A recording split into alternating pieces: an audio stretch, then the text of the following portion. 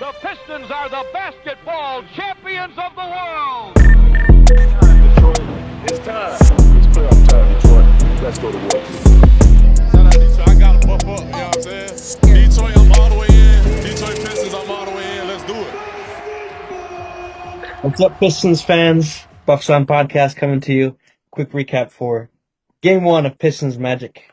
Pistons falling up short at home in Detroit. They become the first team in 27 years to be the first seed to not win their opening game on their home court, if you'd believe it or not. Wait, no, this is not true.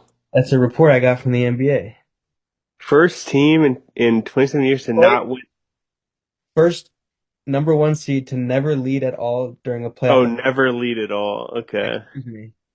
Because I was gonna say, there's this team that we just played against. I was trying to find a way to sum up what a horrendous evening it was. Anticlimactic in some ways, but looking forward to game 2. But swinging over your way, Connie, off the bat, what do you think about the Pistons coming up short tonight? I mean, they just dogged us, man. They were physically overpowering. They took. They were controlling the offensive. I think the Pistons had 6 offensive rebounds to the Magic's like 13. This is what sums it up right here. We took 77 shots. They took 90. We got a lot more free throws, but they just dogged us, man. Yeah, they definitely did dog us. I think Suggs in particular, was just really wreaking havoc on both ends. Honestly, he came out really hot. When he came out with those 2 threes, I got so scared. Then he started. I don't want to be extremely too negative. Still, maybe look something that we can take away to game 2, but we do have to talk about it. I thought Jalen Duren was near invisible in this game on both ends, which was horrible. Especially his coverage in the pick and roll, consistently just horrible. I don't really know what was going on with him tonight. I thought the time off. Every time he's come back from time off in the regular season, he's gone bananas. But Wendell Carter, talk about dogging. Wendell Carter dogged him. He won the performance. I don't know what you make of JD, if you think of similar. Wendell Carter just looked stronger, man. I mean, with the defensive thing, there was that one play with Paolo where he backed down and he literally just whizzed the ball right by Jalen Duren's head, who was looking in the other direction, for an Anthony Black dunk. But he just looked, they were clearly looking for it, ready for it. They were definitely looking to shut down JD. There was one play, every time that the lob pass would get tossed to him, if he got the opportunity or the seal, the third guys are coming down at him and flying at him. But Wendell Carter just looked stronger, man. Every rebound, he'd be jumping for it, but he'd be a couple inches off. Wendell Carter putting the body on him. Like I said, 6 offensive rebounds. Jalen Duren had 7 rebounds total. It just was just not a factor at all in this game. Just invisible for honestly most of it. Yeah, it's hard not to say he's in line to get a big paycheck, to come out like that was a little bit disappointing. I don't know. What's the point you want to go to next? I feel like minus Tobias Harris. Just this this Pistons team made their money off of the supporting cast. Everybody's contributing, but the flip side of that is that it seems like everybody the lights were a little too bright for everybody, and there was no contributions from anybody off the bench. I felt like that were really impactful. Nobody off the bench made more than 1 field goal. Yeah, and some guys put up a lot of shots. I got really amped up when Dennis made that first 3-pointer. You know what I said right before he shot it? Right when he checked in, because he's shot it.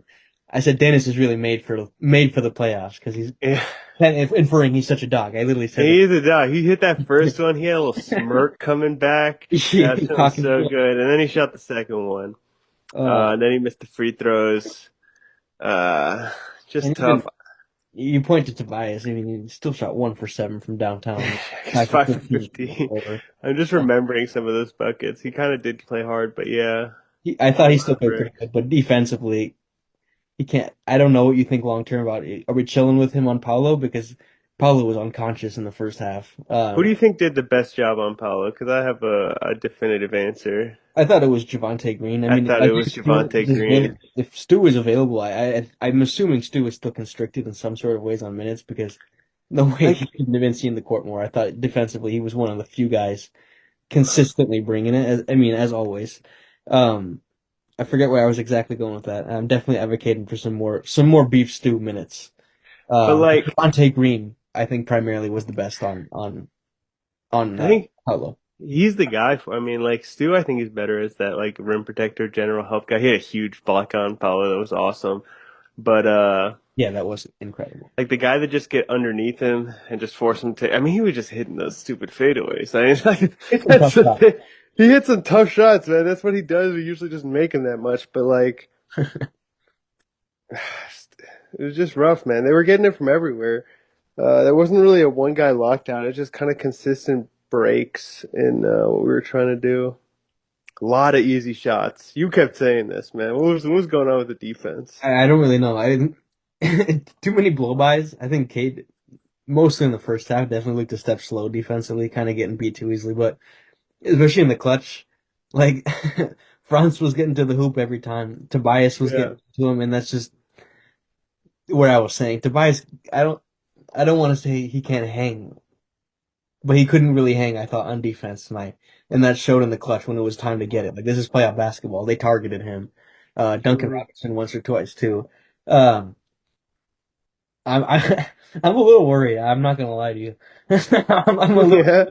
I'm optimistic for game two. I want to see if we can take some points ahead, like to look forward. Like, yeah, there were those bursts. Like the Pistons made like several, like up until like the fourth quarter, like comebacks where they were getting back into it after going down again.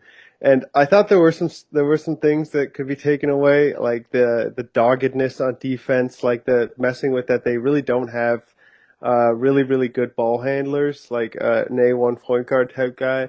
I think if you turn the pressure up there, like Paolo doesn't want to take it 94 feet with the guy underneath him.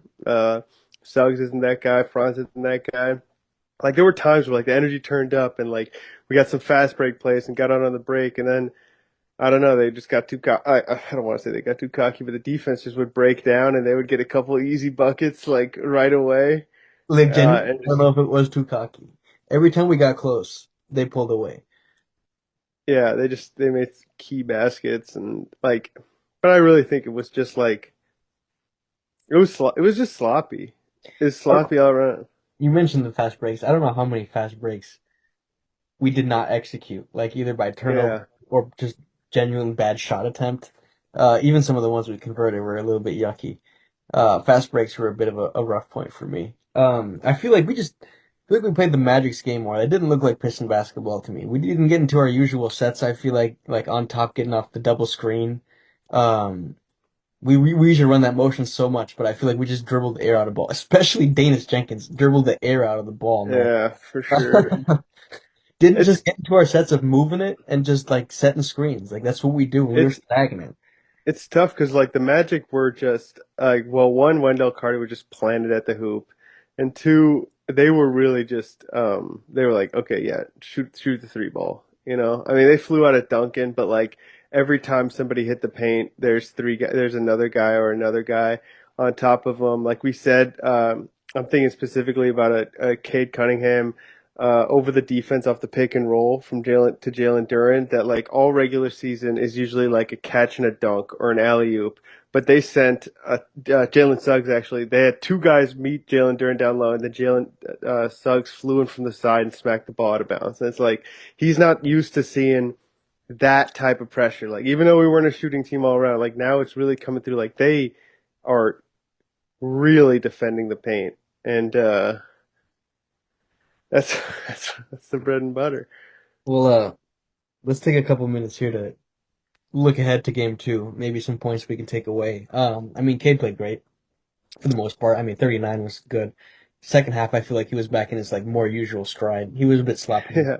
Down the stretch, he was getting to the hoop every time. It Yeah. felt like, but it was just like necessity. It's like nothing else is going to happen if I don't just run at the hoop and try to put a layup up. um, I don't know. Like what else? What do we want? I want a little more of Sar Thompson. 25 minutes. I thought his defense was really good. I know he can't shoot, but like I need him out there, man. Like I just need him out there. Um, What else do we need? I thought for the 4 minutes that he played, it was really surprising me. He only played Yeah. 4 minutes. I really liked what I've seen from Karis LeVert for those 4 minutes. I thought he was on it defensively. Like he's a guy that can actually like do something and create something. Like he's got to be hurt or something because that's a JB favorite, and 4 minutes Yeah, and is dangerously low. it gets to the point gosh, I keep wanting to go back to it. The point I was making earlier, like if Danis is playing bad, Karras deserves. Like I literally said, I would put Karras in right now, which is unusual. Same goes to JD and Stu. Like if JD and like P Reed, I thought as a guy that 4 minutes, I don't care if it's P four, Reed, make stuff happen. Um, need some P P. Reed didn't play. Yeah, I know. That's what I'm saying. Like Yeah. get Get him four out there. I agree. Maybe a little more Javante Green. for sure. I think Jenkins 4 minutes. Jenkins on a short leash. Yeah, Next game. He just can't be out there hucking up 3 pointers and dribbling in the air out of the ball. He's like I just it's not how you win a playoff game. Um, so keys to winning, I don't know.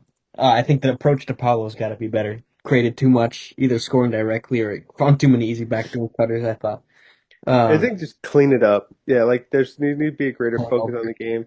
more execution on the fast breaks in simple situations. I don't know. But I don't know. I think the biggest thing is just Jalen Duren needs to impose himself. He needs to force Yeah. himself onto this game. I don't care how Like, physically being 4 shot attempts. yeah, like get some freaking offensive fouls for shoving somebody in the back on a rebound. Like he just needs to be a force out there. Nothing works if it's not like this interior demon down low who is going to win MIP and 19 points a game. And like, you just have like, he's the strongest player out there. There was like maybe 2 possessions where you saw that, but it needs to be Jalen Duren. He Yeah. needs to mash. Yeah. Well, I hope JB gets him going. Maybe some more dunk. I know he's in foul trouble, but 26 minutes was a little bad for me. Yeah, I don't know. Any closing remark about game one? Anything to look forward to, or anything about game two? I'd like to better win game 2. Better win, or else we're in trouble. Well, Just some pride. we do get 2 days off instead of the one right now, so Monday, Tuesday. Yeah, we'll see. We'll see you for a game two recap then on Wednesday after the Pistons hopefully bounce back against the Orlando Magic.